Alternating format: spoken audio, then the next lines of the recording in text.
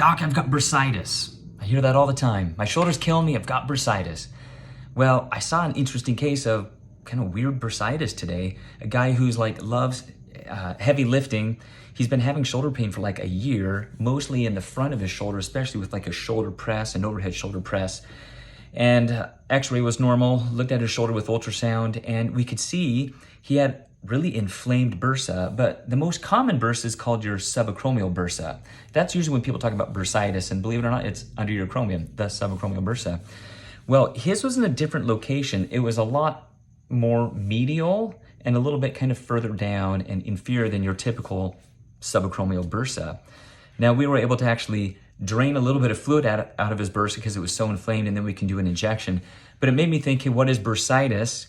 Bursitis, the bursa is a fluid-filled sac in your shoulder. It helps with lubrication, helps with motion and dynamic stability of your shoulder.